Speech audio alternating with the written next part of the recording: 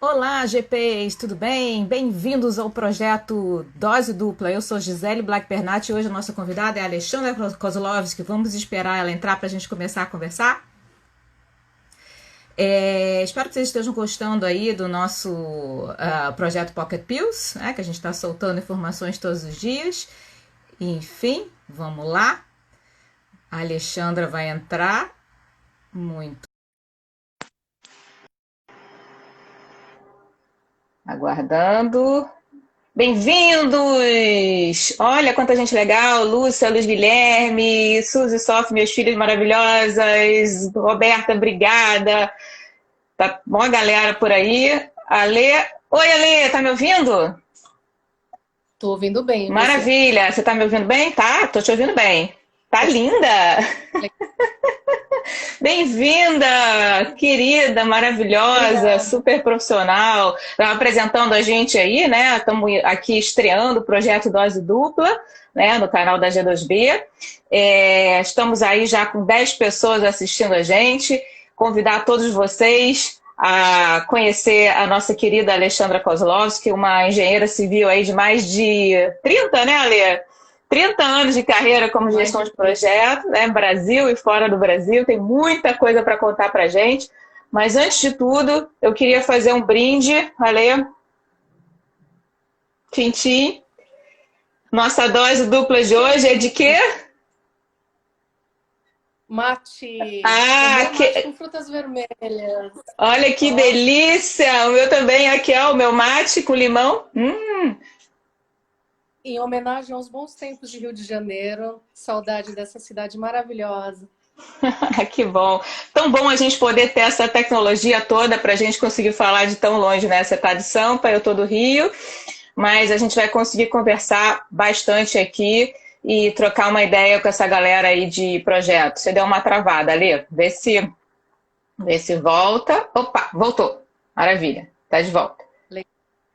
Vamos lá. Maravilha. Enfim, primeiro queria te pedir uma gentileza. Assim, a gente já se conhece há muitos anos, né? Você sabe que eu gosto muito de você. A gente tem histórias muito bacanas aí para contar.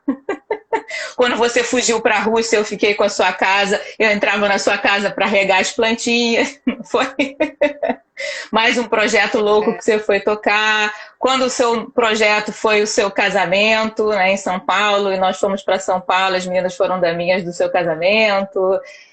Tenho muitas recordações suas, a gente tem um relacionamento realmente de muitos anos e você sabe o quanto você é querida para mim, né? Então, estou muito feliz de estar começando esse projeto com você, te agradeço pela presença.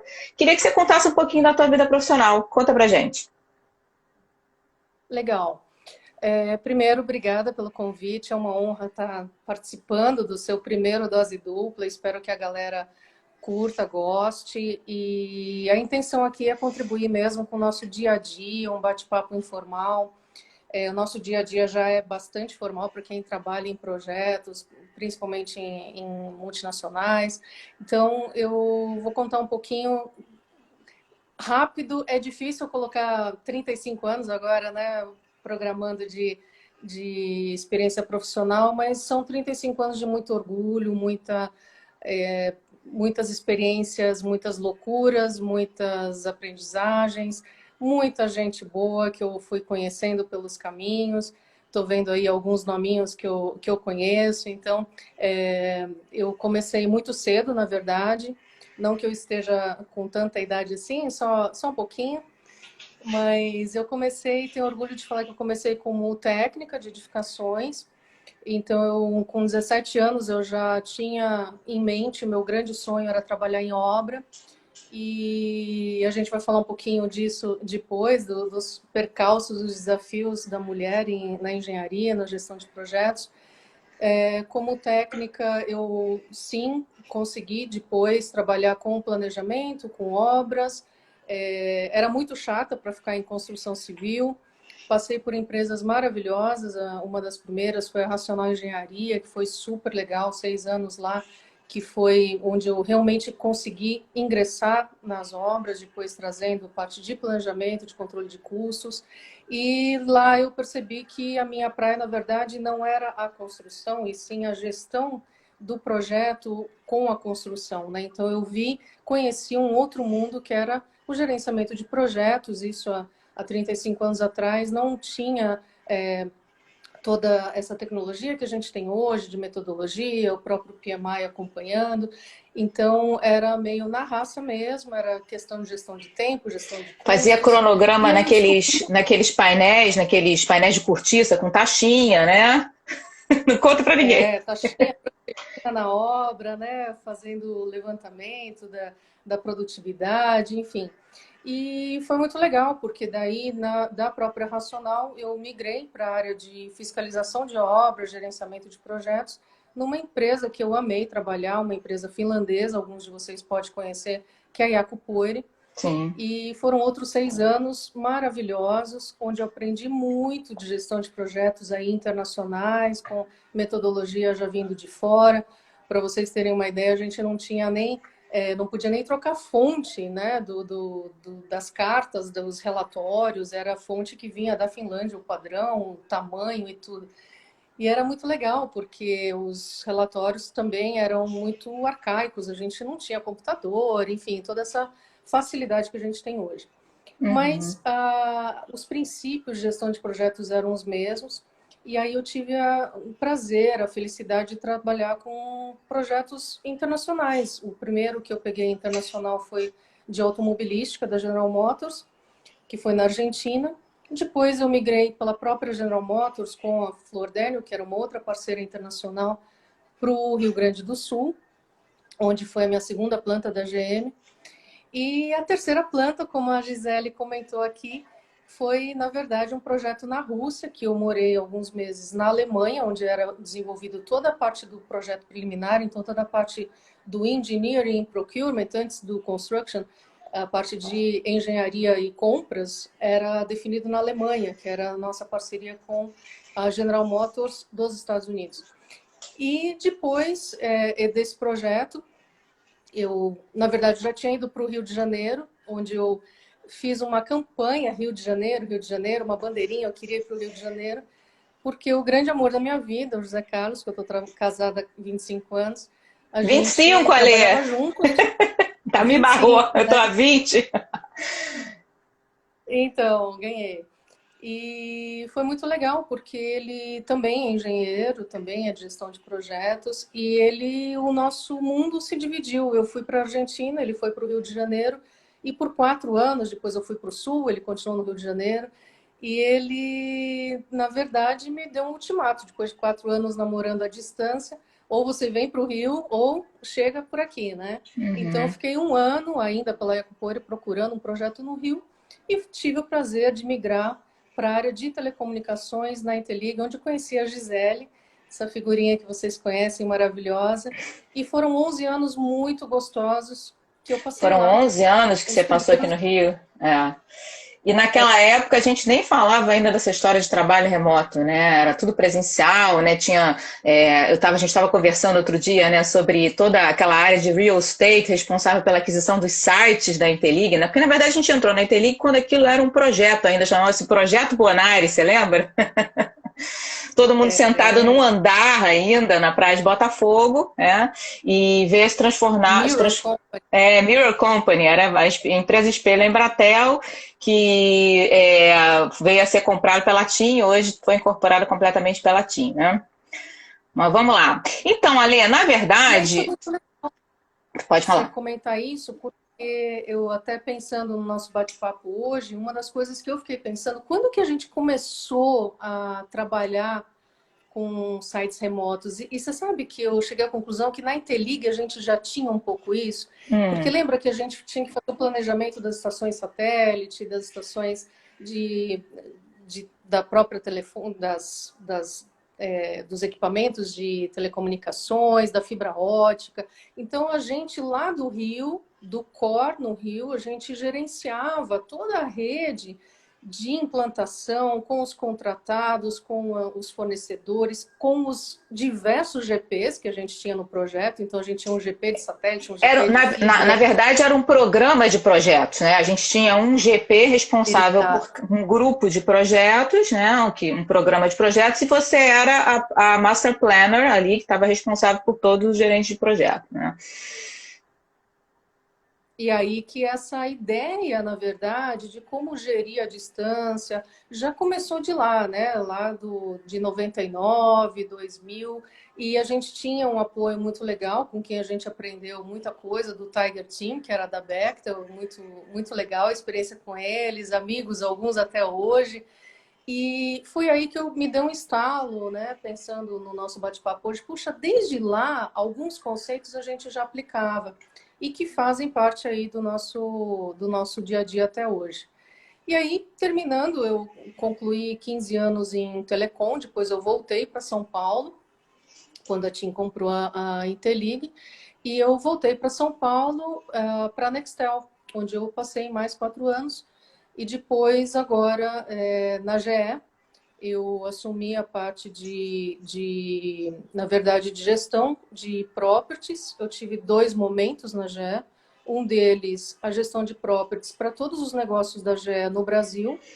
E, recentemente, faz um ano que eu ocupei a posição de properties global dentro de só aviação. Então, teve um desmembramento de escopos, e hoje o meu dia a dia é a gestão de properties, na verdade, facilities num foco de gestão com os nossos contratados para aviação no mundo inteiro.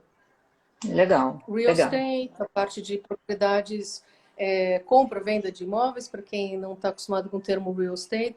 Então, a gestão das propriedades. E são 300 sites que a gente monitora Pelo remotamente. mundo, né? 300 sites de aviação, né? Da GE. Que bacana. Agora, Ale, eu preciso fazer uma pergunta que é algo que sempre rola nas minhas aulas, nos meus encontros, nas minhas palestras, que eu acho assim, principalmente as nossas queridas gerentes de projeto que estão presentes, que elas sempre vêm me perguntar, poxa, mas um desafio muito grande, né? A gente como mulher, né, assumir determinados posições executivas, principalmente nessa área de gestão de projetos e principalmente dentro da área de engenharia, que é uma área onde você tem aí, hoje em dia não mais, né, mas você teve aí durante toda essa nossa história aí, uma presença masculina muito forte. Eu queria que você contasse um pouquinho sobre esse teu desafio, como é que foi isso?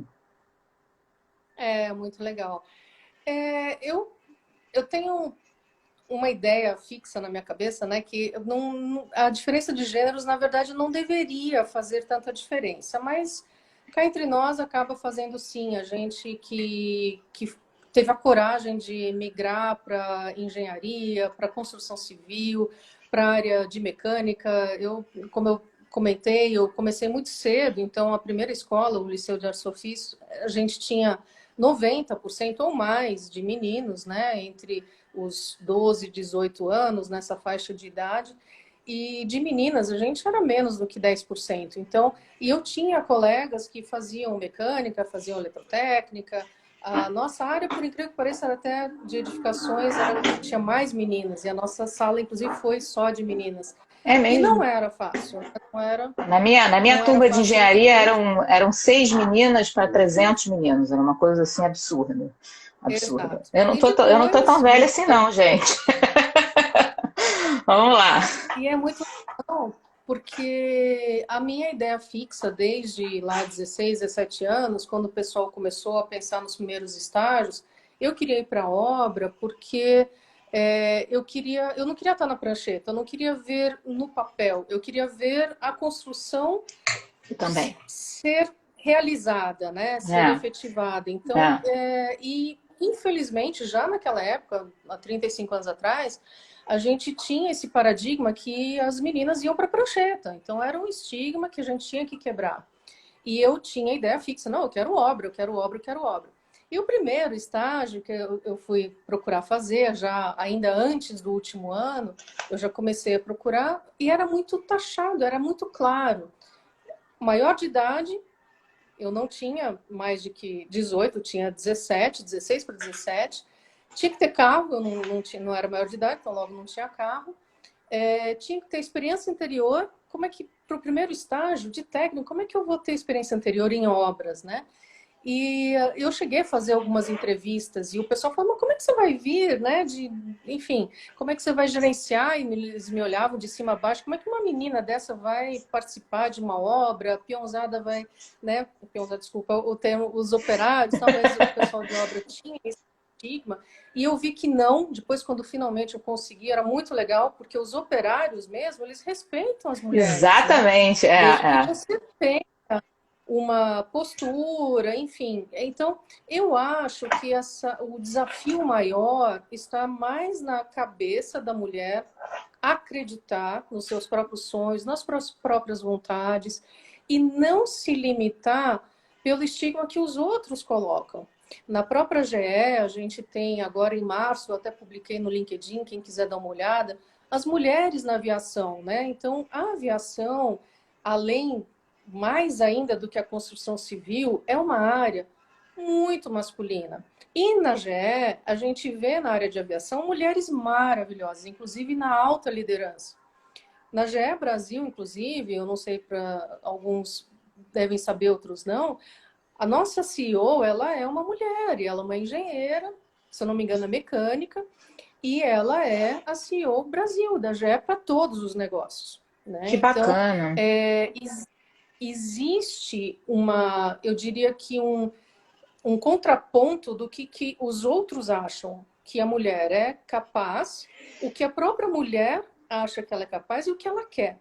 Então, para as meninas de plantão, para as mulheres que estão em dúvida ou até escolhendo a sua profissão, que estão nos assistindo, o recado é esse, assim, precisa acreditar e precisa querer muito, porque não é fácil, né? Então, Tem que abrir mão de vamos muita ir coisa, né? convidando. Não é fácil, mas é possível. E é muito bom, porque o desafio, quanto maior, a gente sabe que o prazer é maior ainda, né? Muito bacana. Agora, Ale, eu me lembro que você me contou até que teve uma vez que você foi para um projeto, não sei se eu não muito me engano, nos Estados Unidos, não foi isso? E aí você teve que inventar lá, vamos dizer assim. Na verdade, quando a gente está muito novo, o maior preconceito não é nem de gênero, né? É um preconceito até pela tua experiência, né? Qual é o teu grau de experiência? Você vai te dar essa oportunidade ou não, né? É muito legal porque antes de eu me formar em engenharia, eu tinha já esse desafio, então, como técnica, começar a trabalhar em obra como técnica e depois, como engenheira, era outro desafio, porque eu era uma engenheira recém-formada que queria continuar na área de projetos, de construção, e só que ao mesmo tempo eu tinha uma experiência já quase fazendo 10 anos de obra e de projetos, mas eu tinha cara de menina, com 24, 25 anos. Ainda tem! Então, Tchim, tchim, então, tchim, tchim, Ale, tchim, tchim. Cadê o mate? Cadê o mate? Tchim, tchim. então, o mais gostoso era ver assim, nossa, mas quantos projetos você já fez? E lá nos Estados Unidos, que você comentou, foi um pouquinho pior, porque eu despenquei lá para um treinamento de software de planejamento, Primavera, para a primeira automobilística, primeira General Motors que eu fui participar. E assim, foi... Quantos anos você tem de automobilística, né? A automobilística estava começando. Quantas obras de General Motors você fez? Né? Nenhuma, essa é a primeira. Quantas vezes você veio para os Estados Unidos? Nenhuma, essa é a primeira. Então, tudo para mim era a primeira vez, com 24, 25 anos. E, ao mesmo tempo, eles não entendiam por que eu iria assumir um cargo tão importante, porque numa automobilística, até a medição de produção, elas são X carros por hora. Então, na época, a gente ia iniciar o comissionamento com 20 carros por hora, o jobs per hour, né? Quer dizer, e terminar o comissionamento 3 meses depois eram 40 carros por hora, isso há 25 anos atrás, né? Então, Uhum. assim, era uma planta de ponta, de tecnologia de ponta, que a gente tinha robôs já japoneses que a gente ia importar na Argentina, enfim. Uma série, era um mundo totalmente à parte do que a gente via no Brasil, a gente não tinha uma tecnologia dessa no Brasil, e não tinha nem a gestão de projetos aqui. Tanto que a gestão, ela foi lá de fora. Foi da Fluor Daniel, em parceria com a Iacupoiro, e entendi. construída na Argentina, né? Então, E, vo- como e é que uma você, menina com só fazer 25 uma pausa, anos... e você vê que anos depois, quando a gente conseguiu efetivamente ter uma melhoria aqui na gestão dos projetos no Brasil, ao contrário, né, as empresas brasileiras eram procuradas, né, para fazer gestão de projeto em substituição às de fora. Mas vamos lá, pode continuar, perdão, te interrompi.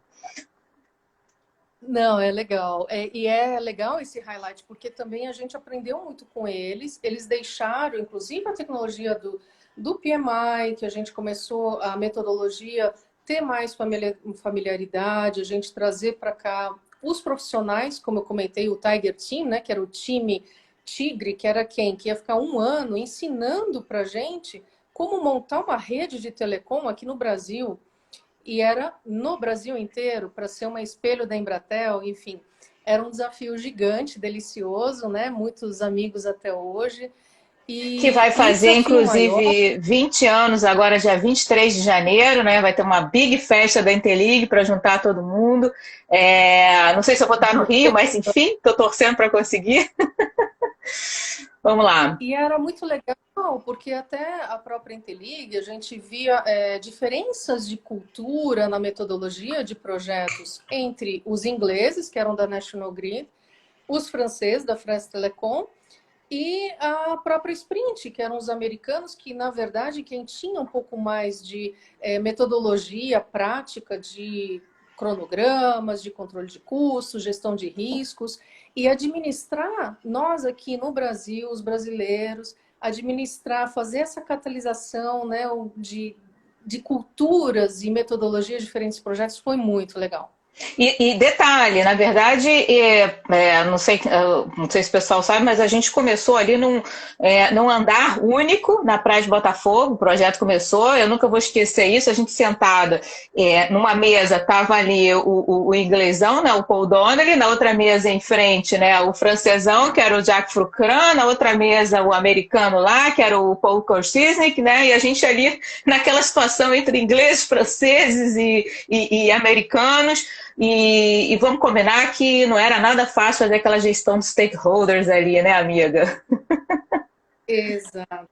Mas muito rico, né? Muito rico para a gente trazer essa cultura de fora e dar o nosso tempero, porque isso que foi o mais legal. Muitas vezes, na hora do impasse entre os ingleses, franceses e americanos, nós brasileiros é que conseguimos chegar numa intermediação e numa solução prática, criativa e que às vezes eles se surpreendiam com a nossa simplicidade, mas para resolver a solução, né? Trazer a solução. Agora você vê, né? E antes de entrar nesse assunto, primeiro mais um tintim, que o pessoal está elogiando aí o nosso suco. Não é suco, olha, a tua xará Alexandra Chefs aqui nos assistindo, é mate, tá?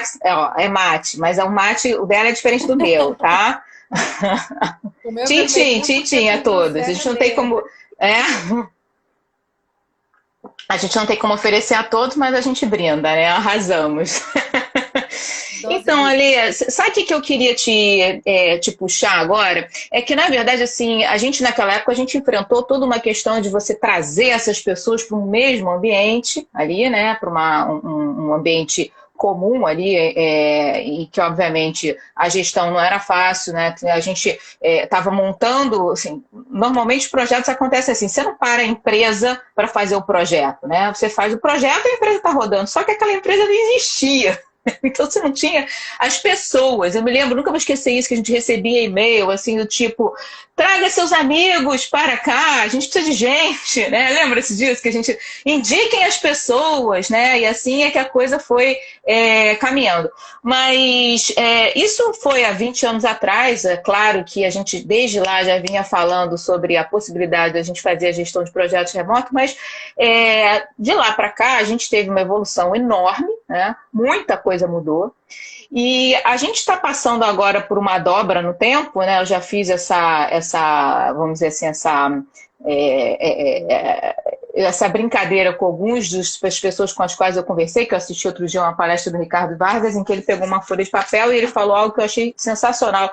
Ele pegou a folha de papel e falou assim, olha, o que o coronavírus fez com a gente? Ele fez isso aqui, ó. A gente vinha vindo, e de repente ele fez uma dobra no tempo, né? E aí, nesse momento, aquilo que talvez fosse demorar aí ainda anos para acontecer, já vinha acontecendo, é o agora, é o hoje, e a gente está fazendo gestão de projetos de forma virtual, e já vinha fazendo de alguma forma, mas agora de maneira intensa, e você aí gerenciando 300 sites, né, de aviação pelo mundo, de forma remota, no Brasil, especificamente de São Paulo. Eu queria que você falasse um pouquinho sobre isso. Acho que esse é o filé mignon do nosso papo de hoje, né? Mas eu queria que você falasse, Elia, porque é o seguinte, a gente, dentro da gestão de projetos, a gente tem algumas habilidades que a gente sabe que são extremamente importantes, né? O gerente de projeto, ele dedica 80% do tempo dele para comunicação.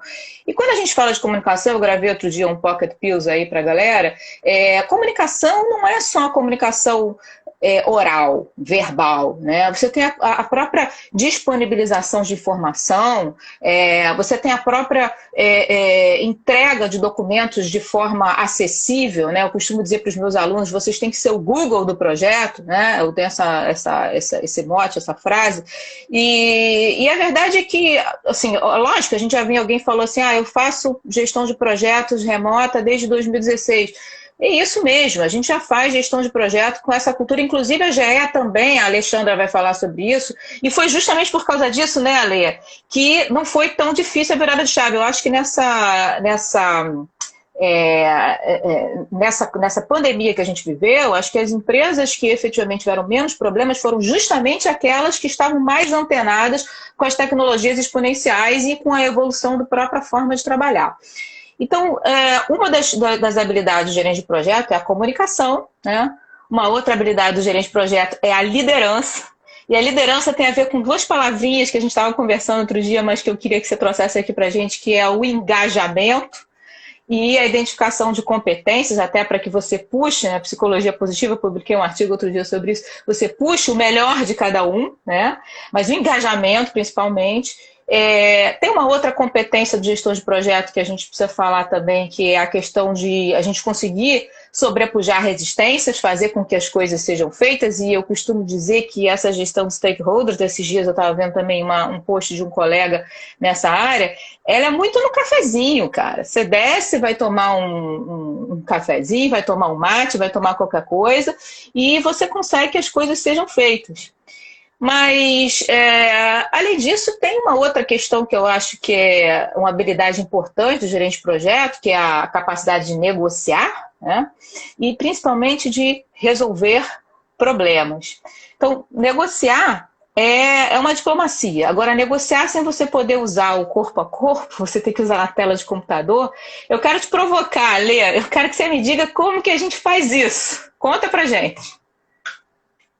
Eu acho que são vários enfoques. É como você falou, né? Teve a dobra no tempo e de uma hora para outra a gente teve que quebrar uma série de outros paradigmas de, por exemplo, trabalhar remotamente. Então, existe o primeiro ponto que você comentou, a preocupação da documentação. Então, como você estabelece um ritmo? Então, já fica a primeira dica que eu acho que é importante.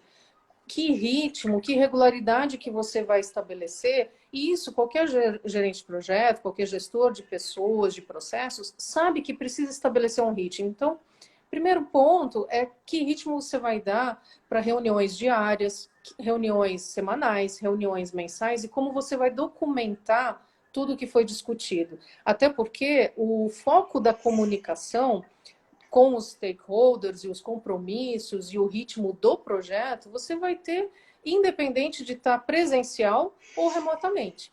Então, você pode estar numa mesa de reunião com 10 pessoas e ser uma reunião totalmente improdutiva, que as pessoas não estão engajadas, ninguém está nem aí com os prazos ou com os custos, porque falta uma liderança daquele gerente de projeto, falta a liderança dos stakeholders, dos patrocinadores, dos sponsors. Então, a comunicação, primeiro ponto é que independe de ser remoto, né? Então, existem alguns pontos importantes que a gente não pode deixar de dar atenção, independente da distância. Com a distância, é mais difícil ainda. Então, fica o ponto de atenção de falar, opa, se você já tinha uma preocupação, uma atenção especial para o ponto de comunicação, redobre sua atenção. Então, se a gente pudesse colocar 160% do tempo do gerente de projeto, né, já que 80% era o default, então agora tem que ser 160%. Mas, tirando a matemática impossível, é mais ou menos isso. Então, hoje, eu acho que o principal ponto de atenção é a comunicação. E é uma atenção no sentido de o que eu preciso fazer para funcionar. Esse é o foco. Então, a gente precisa ajudar as pessoas e com esse suporte, com esse envolvimento, com esse engajamento, você vai ter um real compromisso. Porque é como você andar com a pranchetinha na obra, fazendo o cronograma e perguntando dos prazos e discutindo o tempo de fundação, o tempo de montagem de estrutura metálica, a interface da mecânica com a elétrica. E você tem que convencer o teu engenheiro de obra que é possível fazer. E você só está fazendo o planejamento. Só fazendo, né? É como só. O diretor... Você só planeja, Alexandre? Você só planeja? Pois é, ele falava uma frase que eu detestava. Ele falava, não, mas o planejador não faz nada, né? O planejador só relata. E eu achava aquilo um absurdo, porque eu ficava até meia-noite fazendo relatórios, mas por quê? Eu queria trazer a informação que fosse útil e que ajudasse, de fato, para a obra andar. E não simplesmente Ale, a gente tem uma pergunta muito bacana aqui que eu queria jogar para você. Vou te botar, hein? Como é que a gente pode melhorar o mapeamento dos stakeholders de forma digital, ou seja, no ambiente virtual? Legal. Olha, na verdade, assim, é o que eu comentei hoje, fazer uma gestão de projetos, você vai ter que conhecer bem a estrutura da sua organização, bem a estrutura do seu projeto, se for um cliente externo. Eu hoje estou do lado do cliente, mas eu tive muito tempo do lado do contratado para fazer a gestão do projeto, né? Para fazer a fiscalização. Então, você conhecer bem a organização e conhecer quem são os principais stakeholders, se for eletrônico ou não, é só um detalhe. Você vai ter o trabalho de perceber, mapear e relatar da mesma forma. Hoje, as ferramentas, elas precisam ajudar. Né? Vocês utilizam o que lá na GE? Qual a ferramenta que você utiliza lá? Hoje, na verdade, a gente tem tantos sistemas e tantas ferramentas dentro da GE que não dá nem para comentar. Mas, por exemplo, eu diria que, na prática, o que ainda funciona melhor é dentro do Outlook toda a hierarquia que a gente tem das posições das pessoas, a área de atuação. E para alguns que conhecem a GE, sabe que hoje você está numa área de negócio, numa posição, daqui 2 semanas você já não está mais. Então, precisa ser uma ferramenta que você fotografe onde estão as pessoas e qual o papel delas. Você começa um projeto e ao longo do projeto você tem que ter atualizações quase que semanais de quem faz o quê, né? Então Ale, as ferramentas... Deixa eu só pegar 2 pontos que você falou aí. Primeira coisa é você, obviamente, que a questão do mapeamento de stakeholders, ele já acontecia na parte presencial, não vai ser diferente na virtual, só que na presencial, muitas vezes, você tem aquela facilidade, até porque as pessoas estão reunidas no mesmo lugar, né? Então, quando você tá à distância, né, você tem que arrumar outras formas de tentar descobrir quem são essas pessoas. Pelo que eu estou entendendo do que você está colocando, eu acho que a ideia é que, uma vez que a gente esteja, obviamente, numa ferramenta virtual, a gente precisa intensificar ainda mais essa comunicação para que a gente possa ter mais facilidade de encontrar essas pessoas. Eu costumo dizer que a gente mapeia stakeholder fazendo entrevista com stakeholder. Você fala com um e você descobre que tem outro. Você fala com outro e descobre que tem outro ainda, né? E manter atualizado, isso é o mais importante. Então, você começa o projeto e, ao longo da vida do projeto, os stakeholders podem estar mudando o tempo inteiro. Então, você não adianta congelar aquilo. O mais importante hoje, com as ferramentas, de que forma que a gente pode trazer essa informação online, o mais fresca possível e que esteja disponível para todo mundo. Como você vai mapear e que ferramenta você vai utilizar, é o de menos. O mais importante é o conceito de manter essa atualização. Então, na verdade, você procurar, vamos dizer assim, estabelecer uma sistemática regular de reuniões. Eu costumo dizer o seguinte, que reunião que não tem pauta não é reunião, não serve para nada, né? Então, quando você tem uma reunião digital, uma reunião no ambiente virtual, pior ainda, porque você tem, eu não sei se, acho que as pessoas nunca foram tão pontuais, né, quanto estão sendo agora, porque as reuniões são marcadas, seja no Zoom, seja no Teams, seja no Meet, qualquer coisa, naquele horário as pessoas entram, a pessoa chega 3 minutos atrasada, já fica pedindo desculpas, espera aí, tô atrasado e tal, e você estabelece tempos, né, para você falar de cada assunto. Quando que a gente fazia isso no ambiente presencial, Ale? É difícil, né? Então eu acho que tem essa vantagem E como também, já foi né? bom essa vantagem. Eu acho que a grande dobra no tempo que você mostrou é também trazer, a gente aproveitar esse momento dos desafios que toda a pandemia e a crise econômica está trazendo para a gente repensar o que realmente importa. Isso tanto na vida pessoal como no dia a dia corporativo, no dia a dia dos projetos. Então, o Uhum. que realmente é importante trazer naquela reunião? Fazer da forma mais objetiva possível, envolver só as pessoas que realmente importam. Não adianta convidar 20 para virem 10, e não é porque tem a facilidade de só clicar um botão, porque as pessoas, a minha agenda, ela tem 3, 4 reuniões às vezes no mesmo tempo. Então, às vezes eu entro em uma, fico 10 minutos, olha, pessoal, vou pular para outra reunião. Se eu vejo que eu não vou agregar nada naquela reunião, eu saio e vou para uma outra que eu posso agregar. Não, Então, o quando pessoal está você colocando aqui organiza pontualidade e objetividade, né? Que é justamente isso que você está colocando, né? a objetividade e envolver as pessoas certas, né? Então, quem são as pessoas que vão poder realmente agregar naquela reunião? Chamar um monte de gente não funciona. Outra Não coisa que mesmo. funciona bem é você mandar a agenda antes, né? Então, o que a pessoa antes de entrar na reunião, ela sabe que ela precisa levar. Não adianta chegar lá, o que você precisa de mim? Então, para ter uma outra reunião? Não, por favor, né? Então, organiza o que você espera de cada um, manda os highlights do que são os próximos passos para a pessoa que vai participar poder, inclusive, se preparar antes da reunião, porque ela pode até mandar antes e nem aparecer na reunião. Então, você organizar essa rotina, trazer para o dia a dia da empresa, do seu projeto, porque hoje, por exemplo, como você falou, eu estou com 300 sites.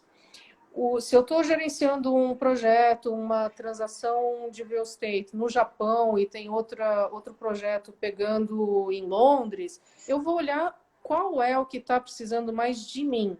E Olha o se foco quem aí, pode me né? cobrir e não é às vezes o tamanho, às vezes são duas pessoas que estão lá no Japão e elas têm que ter um atendimento especial e outro é um aeroporto de Heathrow em Londres e o que eu preciso fazer naquele momento, né? E quem Uhum. eu posso enviar para participar para ajudar naquele momento.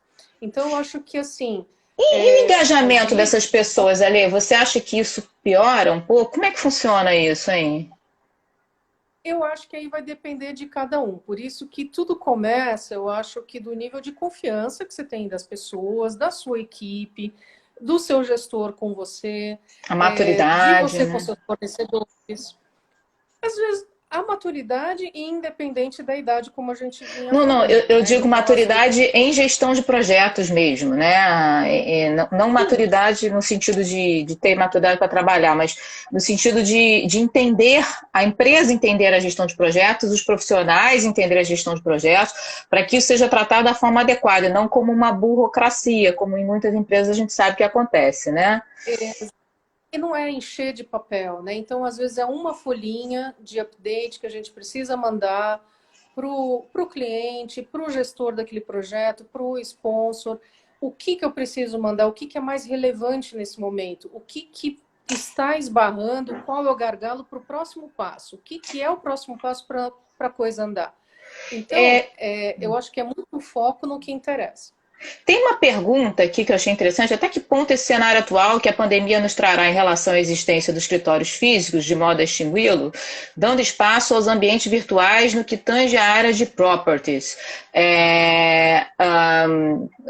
Enfim, o que eu queria conversar aqui, na verdade, que acho que era teoricamente o nosso ponto seguinte aqui, né, Alê? que era a questão do e agora, José, né? Porque a gente já vinha com um ambiente virtual, né? Como alguns aqui muito brilhantemente colocaram, e a gente está enfrentando essas dificuldades aí dentro do ambiente virtual de uma forma mais intensa, né? Porque a verdade é que a gente agora foi meio que todo mundo obrigado. Antigamente você tinha alguns que já conseguiam, algumas empresas que já conseguiam fazer esse trabalho de forma virtual. Agora não teve jeito, agora todo mundo foi na base, desculpe o termo que eu vou usar, foi na base do estupro, né? Ou vai porque não tem relaxa e goza, não tem outro jeito, né? Teve que acontecer e as pessoas tiveram que se adaptar. Sem dúvida nenhuma, as empresas que estavam, vamos dizer assim, acompanhando tecnologicamente mais as evoluções, fizeram isso mais rápido e as outras que não, fizeram isso mais devagar.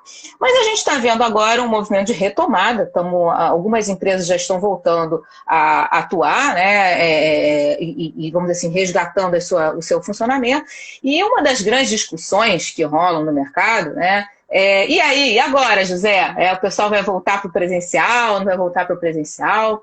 E para eu te fazer essa pergunta, eu, na verdade, trouxe até alguns dados de uma pesquisa que a Veja publicou agora, essa semana, dia 4, semana passada, na verdade, dia 4 de junho, foi uma pesquisa que eles fizeram dentro da TIM, né?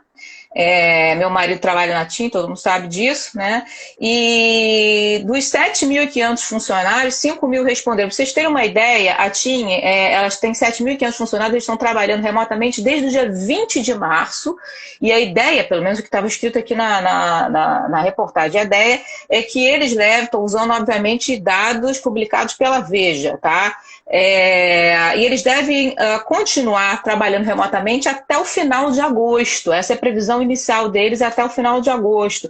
E, gente, eu estou falando não estou falando só do pessoal da gestão, isso inclui call centers, operação de call centers, isso inclui centrais de monitoramento de rede, né? Então, vamos combinar que não é fácil você botar 7.500 funcionários trabalhando remotamente, assim, porque no Rio de Janeiro foi estabelecida a quarentena, né? Em meados de março, se não me engano, foi dia 15, dia 20 já estava todo mundo 100% em casa, tá? E pasme, Ale, olha só os números que eles têm aqui na pesquisa. Eles descobriram que 78% dos funcionários acham que as interações com a equipe direta são consideradas boas ou ótimas. E 90% dos funcionários acham que a disponibilidade da liderança também é boa ou ótima, o que provavelmente deve ser um dado que dá às pessoas como se elas tivessem mais disponibilidade da sua liderança remotamente do que presencialmente. E eles ainda fecham a pesquisa aqui com um dado que eu achei sensacional.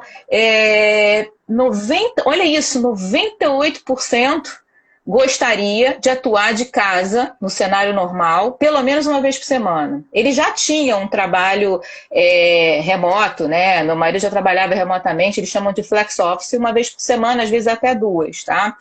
Mas não era uma coisa extensível a todos os funcionários da empresa. 98%. E 90% gostaria de trabalhar 2 vezes ou mais, né, em casa, né? Então, isso são números impressionantes, né? Como é que está isso lá na GE?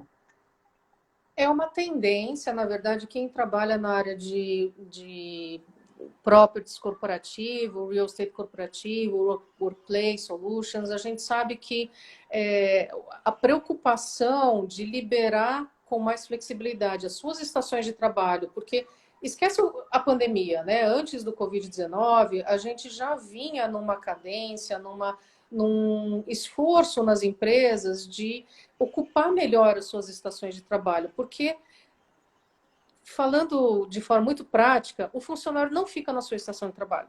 Ele está normalmente numa área colaborativa, seja uma sala de reunião, uma telepresença, o café, como você comentou no comecinho do nosso bate-papo, às vezes, principalmente em países latinos, como no Brasil, a gente resolve muita coisa na hora do café, né? Então, vamos tomar um café. Você quer falar sério com alguém mesmo? Vamos tomar um café? Pronto, você sabe que o negócio é sério, né? Então, tem muita coisa que a gente começou a mapear. Inclusive, na GE, a gente tem esse estudo já de 5 anos atrás, quanto tempo a pessoa ficava na sua estação de trabalho.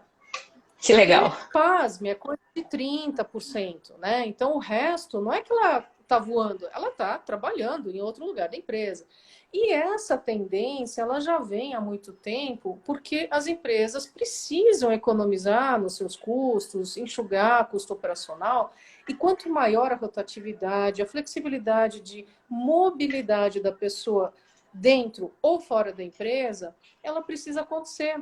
Então, hoje, quantas vezes a gente, em projetos principalmente, sabe disso, você está preso ao celular, inclusive fim de semana, você está lá assistindo um filme, né, e de repente tem alguma mensagem, você já tem um toque diferente quando é teu chefe.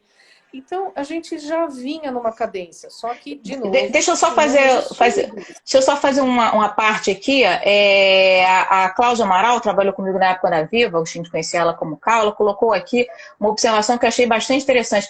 Ela é da área jurídica e ela colocou o seguinte: o judiciário aponta uma performance, peraí que sumiu a mensagem dela, o judiciário aponta uma performance melhor com o teletrabalho e home office, né? Quer dizer, estamos aí de frente para um paradigma. Quem diria isso há poucos meses atrás? Desculpa, Alê, te interrompi no meio da fala, interessante.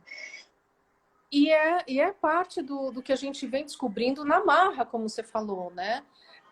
Isso é a parte boa.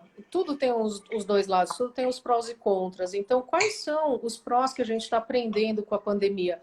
Dá sim para trabalhar muito bem de qualquer lugar, inclusive de casa. Tem os seus desafios, lógico, quem tem criança pequena, quem tem criança que está na escola e que precisa, às vezes, dividir a capacidade de rede, quem tem 2, 3 filhos sabe disso, como concatenar os horários, o concatenar o horário de marido, né, com os calls e os dois falando ao mesmo tempo na mesma bancada. Todo mundo que tem bancada de home office em casa sabe que a gente tem lá 2 cadeiras, 2 computadores, mas e se tiver 2 calls ao mesmo tempo? Cada um vai escolher outro lugar para falar, vai para a varanda, vai para a sala, se fecha no quarto, né? Então a gente vai se adaptando. A realidade é que a gente, da área de engenharia, de arquitetura, já sabia. É muito mais o paradigma na cabeça das pessoas do que a prática. Porque na marra, se você quiser trabalhar, você trabalha. Pode ser meia-noite, pode ser de pijama, não tem problema. Tem gente que fala que tem problema, né? Os RHs e advogados vão falar que tem problema sim, mas na prática, venhamos e convenhamos, quem gosta de trabalhar, quem está engajado, por isso que a autonomia, a confiança na equipe, a confiança nos seus parceiros, nos seus contratados, a confiança no seu gestor e a disponibilidade do seu gestor também. Então, você estar presente e só escalar se aquilo realmente você não consegue resolver. Então, se você chama o teu gestor e ele te responde em 30 segundos, é porque ele sabe que é sério. Então, você tem esse nível de engajamento de todos os stakeholders que precisam fazer acontecer. Eu acho que depende também um pouco da maturidade da pessoa, né? Eu acho que se a pessoa tiver uma rotina, se ela conseguir se policiar, né? Para entender que, olha, tá na hora do trabalho, é hora do trabalho, e, enfim, mesmo que você esteja em casa à vontade de pijama, não importa como você gosta de se vestir, não interessa. O importante é que você esteja focado. A Lê Sussman, né, uma amiga minha que está aqui na live, ela é professora de educação infantil, professora de música, tá? E ela tem 3 filhos. E ela falou, eu tô amando trabalhar em home office, não sei como, Alex, você tá conseguindo lidar com essa história, além de ser professora. Mas eu te confesso o seguinte, eu já trabalhava muito de home office, até porque, não vou dizer home office, que eu acho que a palavra nem é a mais adequada, mas no ambiente virtual, né? Porque a gente, como professor da FGV, a gente viaja pelo Brasil todo, então o meu escritório é o meu computador, eu levo o computador, plugo lá no hotel, onde quer que eu esteja, e estou trabalhando, né? A grande diferença para mim nesse momento é que eu não estou presente nas salas de aula, mas todo o meu trabalho continua sendo feito da mesma forma. Então, assim, para mim, eu não tive grandes impactos. Eu tive mais impactos porque a gente teve que efetivamente transformar todo o nosso conteúdo, que era um conteúdo presencial, num conteúdo virtual. E vou te dizer, os resultados que nós estamos vendo nas pesquisas, tanto da FGV como de outras instituições em que eu dou aula remotamente, são incríveis. A maioria dos alunos sequer quer voltar para a sala de aula presencialmente. E te digo mais, essa semana saiu uma pesquisa no jornal, chega acho que 30% dos alunos de universidade, né, vão trocar o ensino presencial pelo ensino remoto, porque vamos combinar que, poxa vida, se você tem a seu dispor, né, ambiente virtual aí, todo tipo de universidade no mundo inteiro que você poderia acessar e ter aula, muitas vezes você pode pegar o teu rico dinheirinho e investir nessa, investir naquela, investir nesse curso, investir naquele outro, porque fisicamente você não precisa estar mais lá, né? E eu, inclusive, escutei um webinar de Harvard sobre a preocupação das grandes universidades do mundo, né? Universidades onde você paga uma fortuna para estudar, né?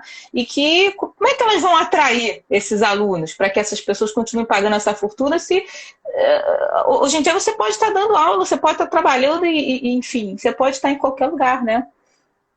Aí que eu acho que entra a beleza, né, dos espaços e da arquitetura e da gente ser criativo e conseguir trazer na prática, como eu falei, tudo tem os prós e contras, né? Então, o que é o lado positivo dessa experiência toda? As empresas e universidades, elas vão continuar investindo, talvez de forma, quando puder, né? Quando a gente puder retornar e tiver dinheiro de novo, porque agora com a crise econômica, é óbvio que todo mundo vai segurar o cinto. Então, o máximo, existe uma tendência das empresas, sim, num primeiro momento, querer enxugar e para economizar e para não ter espaços ociosos, mas, ao mesmo tempo, como reinvestir nos seus ambientes para criar uma atmosfera que as pessoas, a hora do cafezinho que você falou, as pessoas elas não vão deixar de se ver, só que elas vão, o que precisa trabalhar ali no computador e assistir uma aula, por que não trabalhar 80-20 com 80% da sua casa, de pijama se quiser, fazer um exercício de meia-noite às 2 da manhã, que é o horário que pode Eu faço exercício do baiano, @máquina-cb, todos os dias, no pior horário do dia, mas eu faço, que é o meu momento. E que não tem aquele peso, aquela coisa chata. Ih, tô atrasada. Putz, a reunião atrasou e eu vou chegar atrasada na minha aula. Você entra no trânsito São Paulo, Rio de Janeiro, aquela loucura, né, de você ter que pagar um estacionamento caríssimo, você tá preocupado de ter que estar embonecado, maquiado e tal. E você tem outras preocupações que te tiram muita energia, né? Muito trânsito, muita pressão, muito horário que você não consegue cumprir. Hoje a gente faz uma reunião presencial. Amanhã, por exemplo, eu começo às 7 da manhã e vou até às 10 da noite, de acordo com os fusos horários dos projetos. E entre as reuniões, eu tento encaixar meu almoço, tento, né, dar uma respirada. Nos tempos antes de pandemia, conseguia ir no clube, fazer minha ginástica e voltar para o call das 9 para participar com a China, com o Japão, e tudo bem. Então, qualidade de vida, né? Qualidade de vida. E vamos dizer assim, o grau de desgaste, né? Quem me acompanha nas redes sociais, aí nas minhas redes sociais particulares, né? O grau de desgaste que eu tinha nos aeroportos, indo para cima e para baixo, não que eu não gosto de viajar, adoro viajar, não quero deixar de viajar nunca, mas sem dúvida nenhuma, às vezes você chega estourado no lugar para dar aula ou para trabalhar pelo grau de desgaste que você tem nessa logística. E o ambiente virtual, ele tirou da frente esse assunto, né? Então tem essas vantagens também, né? A gente está caminhando ali para os nossos últimos 7 minutos de papo. Eu queria só responder algumas perguntas, até para a gente poder fazer um fechamento. Passou rápido, eu nem senti. O pessoal está perguntando aqui sobre a questão dos coworkings, né? Eu achei legal essa pergunta do coworking. Eu queria dizer o seguinte, que com relação ao coworking, eu acho que o coworking tem toda uma chance de continuar, só que com uma vertente diferente. Ao invés de você fazer um escritório para uma pessoa, possivelmente você vai ter um espaço onde várias pessoas podem utilizar. Até porque, como a Alexandra falou, tem gente que tem filhos dentro de casa, né? E barulho, enfim, agora a gente está com todas as obras não emergenciais dentro dos prédios paradas, mas amanhã ou depois um vizinho resolve fazer a reforma de tirar todo o piso do apartamento, que é a pior obra que existe, é aquela que faz mais barulho. entendeu? É um horror. Se você nunca trocou o piso da sua casa, esqueça, não troque, é muito ruim. Uma poeirada, uma barulhada, enfim. Então, você tem um vizinho desse, né? Então, eu acho que o coworking, ele funciona, gente, porque a gente está falando aqui de home office, home office, home office, mas não é o home office, é o flex office. É o trabalho virtual, é você poder fazer isso, seja lá onde você esteja. E muitas vezes, nesses ambientes de coworking, você vai ter uma infraestrutura, às vezes, melhor do que na tua própria casa, né? É uma mudança de paradigma, como algumas pessoas estão colocando aqui. Não é fácil, é um desafio. Alguns estão adorando, outros estão odiando, mas a verdade é que isso vai continuar fazendo parte das nossas vidas e a gente precisa aprender a lidar e principalmente como gerente de projeto, a gente precisa aprender a buscar alternativas para que as nossas habilidades como gestores de projeto continuem funcionando numa boa. Ale, a gente tem mais 5 minutinhos, queria ouvir seus últimos comentários, por favor. Eu acho que como você falou, é uma nova realidade. A gente precisa aprender parte das habilidades de qualquer projeto, de qualquer profissional, não só em projetos, mas em gestão de pessoas, em gestão de processos, na área corporativa, ou na área industrial, ou no pequeno comércio. Você precisa se adaptar, né? Você precisa aproveitar aquele momento, aprender com a diversidade. O que aquela diversidade pode te trazer de positivo? Então, eu detesto aquela frase, mas é o que funciona, né? Do fazer dos limões uma limonada. Mas, assim, o que eu posso aprender com essa dificuldade? E a adaptação, a resiliência do profissional, do ser humano, seja no feminino ou no masculino, seja um ambiente familiar ou no ambiente corporativo, o que a gente pode evoluir como humanidade, como seres humanos, né? E como que eu posso trazer o meu melhor e sem aquele peso que o nosso trânsito, o nosso desgaste, a gente pode aproveitar muito isso. Então, eu acho que trazer sim para o nosso dia a dia. E se não dá, cria uma outra forma que você seja criativo, né? Seja criativo. Inclusive, esse é o mote, provavelmente, da nossa próxima live, que eu vou fazer talvez semana que vem, no próximo encontro aqui do Dose Dupla, né? Que eu vou falar sobre criatividade profissional. Você vai assistir essa, hein, Ale? Mas o que eu queria colocar para você, Ale? A gente está ouvindo muito no mercado aí essa questão de que algumas profissões vão sumir do mercado, né? E eu sou um pouco cética com relação a isso. Eu não acredito que a gente vai ter... não é uma questão das profissões sumirem. Você vai continuar tendo advogado, você vai continuar tendo médico, você vai continuar tendo engenheiro. Eu acho que as profissões elas precisam se adaptar. Né? E aqueles profissionais que conseguirem se adaptar mais facilmente são aqueles profissionais que vão alcançar o sucesso mais facilmente, correto? E aí vem o lance da adaptação, da resiliência, né? Que os nossos queridos RHs nos alertam tanto, nos preparam tanto para momentos de adaptação, de mudanças. A gente que passou por tudo que aconteceu na Interlig ou em cada projeto, no meio do projeto vem uma mudança de estratégia completamente diferente. Como é que você pode adaptar rapidamente, mudança de rota, né? Para quem fez faça rápido, fora da rota, dentro da rota, né? Faça rápido, erre rápido, corrija rápido, né? Olha o mindset ágil aí, né? Tá falando mais alto na gestão. E aprenda, né? Aprenda com isso. O que a gente pode aprender de bom com tudo isso? Eu acho que esse é o principal, é o foco positivo nas coisas para extrair o melhor. Todas as experiências é para a gente extrair o melhor e continuar aprendendo.